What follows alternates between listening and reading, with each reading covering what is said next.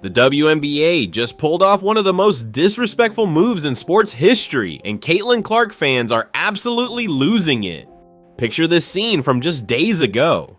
Paige Bueckers walks through a Dallas Wings tunnel with TV cameras rolling, music blasting, and Commissioner Engelbert personally hands her the Rookie of the Year trophy on national television.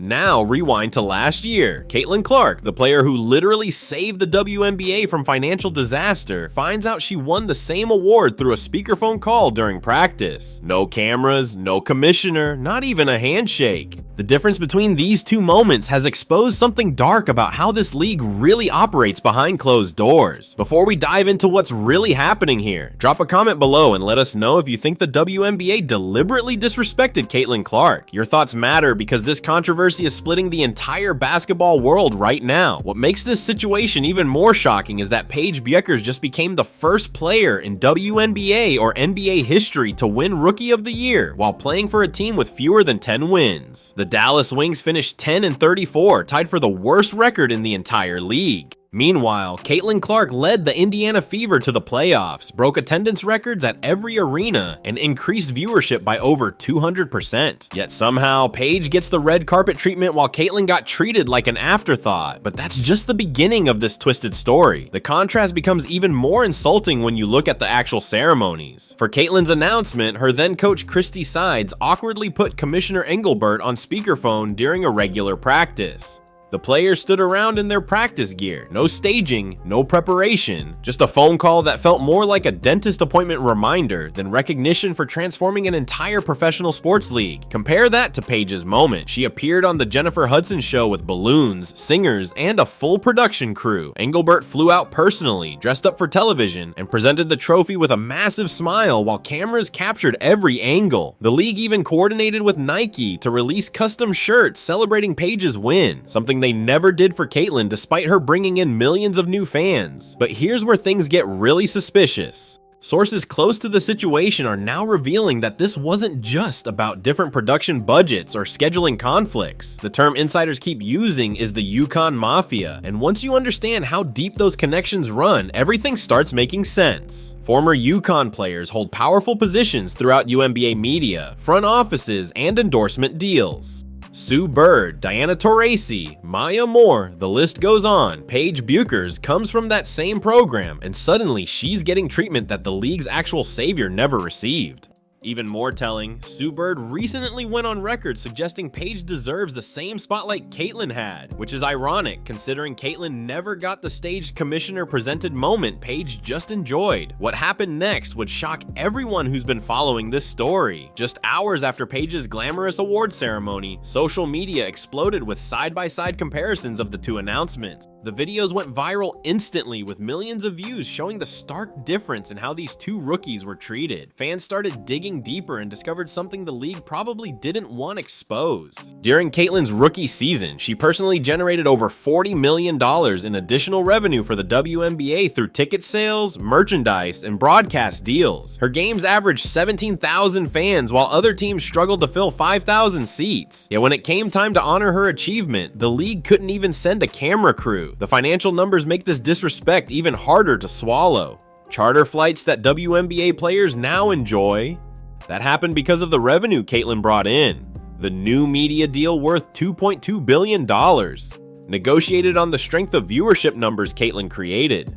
Players getting salary increases across the board. Think the sold-out arenas that followed Caitlin everywhere she played. But when it came time to celebrate the person responsible for all these improvements, the league acted like she was just another rookie instead of their meal ticket. But that wasn't the whole story. The timing of these announcements reveals another layer of calculated disrespect. Caitlin's award was announced on a random Thursday afternoon when most fans were at work or school. No primetime slot, no social media countdown, no build-up whatsoever. Paige's announcement, strategically placed on daytime television with weeks of hints and teases leading up to the big reveal. The league's social media accounts posted about it for days, creating anticipation and ensuring maximum viewership. They wanted everyone to see Paige get crowned, while they seemed to hope no one would notice when Caitlin won. Make sure to hit that like button if you're as shocked as we are by this blatant favoritism, and subscribe because we're about to expose even more about what's really happening behind the scenes in the WNBA. The media coverage tells its own disturbing story. When Caitlin won Rookie of the Year, several prominent WNBA analysts and former players immediately started conversations about how other rookies also deserved recognition. They couldn't let her have even one day of pure celebration without adding asterisks and qualifiers. Fast forward to Paige's win, and those same voices are calling it well-deserved and overdue, despite her team's historically terrible record. No one's mentioning that other rookies might have been worthy. No one's bringing up that winning on a last-place team usually disqualifies you from individual honors. The double standard is so obvious it's insulting to fans' intelligence. What makes this even more controversial is what happened during the actual seasons. Caitlin faced unprecedented physical targeting from opponents, with multiple flagrant fouls that the league barely addressed. She was body checked, hip checked, and even poked in the eye during games. Yet Commissioner Engelbert's response was to call it good for the league because it brought attention. Meanwhile, Paige has been treated with kid gloves, protected by officials, and hasn't faced anywhere near the same level of physical play. The player who saved the league got beaten up nightly while the chosen one gets the royal treatment. Here's something most people don't know about this situation. Multiple team executives have privately admitted they were pressured to vote for Paige despite her team's awful record. One anonymous GM revealed that the league office made it very clear who they wanted to win, suggesting it would be good for the league's image and future marketing plans. While Caitlin's Rookie of the Year vote was nearly unanimous based purely on merit, Paige's victory required behind-the-scenes influence to secure enough votes. In fact, she received fewer first-place votes than Caitlin did, and more people voted for the runner-up this year than last year. The conspiracy goes even deeper when you examine the business relationships. Nike, which has massive contracts with multiple former UConn players, actively promoted Paige's award with custom merchandise and social media campaigns. They did nothing similar for Caitlin, despite her being the most marketable player in league history. ESPN, which broadcasts UConn games and employs several former Huskies as analysts, gave Paige's ceremony prime coverage while barely mentioning Caitlin's award last year. The network of influence protecting and promoting certain players while diminishing others has never been more obvious. But here's the part that should really anger every basketball fan. While the league was planning Paige's elaborate ceremony, they were simultaneously downplaying Caitlin's impact on the sport. Commissioner Engelbert recently gave an interview where she credited the league's growth to multiple factors, barely mentioning the Caitlin Clark effect that everyone else acknowledges as the primary driver. She talked about parity, competition, and veteran players stepping up, everything except the rookie who turned the WNBA from a financial liability into a profitable enterprise. It's gaslighting on an organizational level. The players themselves have started speaking out, though most only do so anonymously for fear of retaliation. One veteran told reporters that everyone in the league knows what Caitlin did for their paychecks and opportunities, but there's pressure from certain circles to not give her too much credit. Another player revealed that team meetings often include reminders about supporting all rookies equally, which everyone understands as code for don't make Caitlin seem too special. The jealousy and resentment from established players towards someone who elevated their entire profession is both sad and self-destructive. What's particularly frustrating is how this treatment affects the league's credibility with new fans. Millions of people started watching the WNBA because of Caitlin Clark.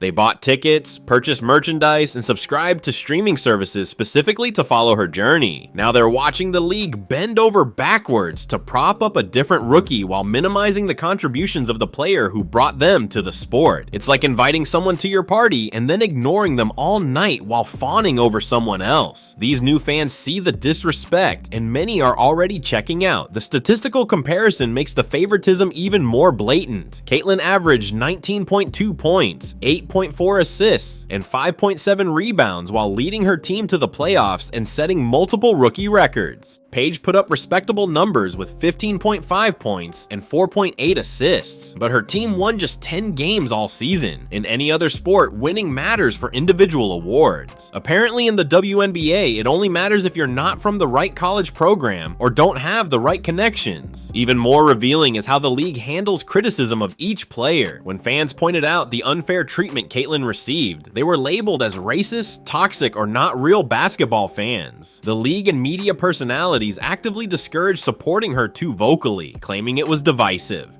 But now with Paige, any criticism of her award or the ceremony is being called jealousy and hate. The same league that told Caitlyn's fans to quiet down is now demanding everyone celebrate Paige's achievement without question. The hypocrisy is breathtaking. The damage this is doing to the league's reputation might be irreversible. Sports fans value authenticity and fairness above almost everything else. When they see obvious favoritism in political games determining who gets celebrated and who gets dismissed, they lose faith in the entire product.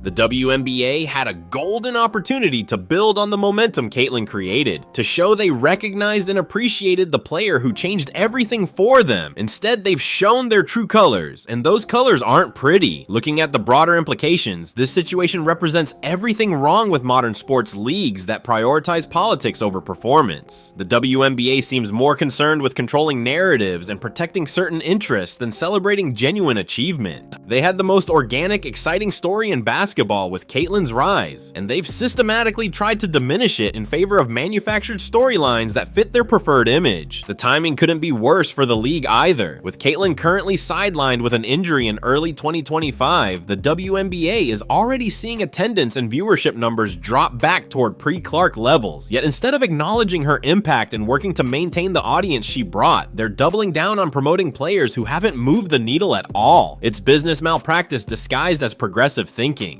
What's next for this controversy is anyone's guess, but one thing is certain: Caitlyn Clark's fans won't forget this disrespect. They've seen how the league treats the player who saved it versus how they treat the players they wish had saved it. The contrast between those two rookie ceremonies will forever symbolize the WNBA's inability to recognize and celebrate their actual stars versus their preferred narratives. And that's a mistake that could cost them everything Caitlyn built for them.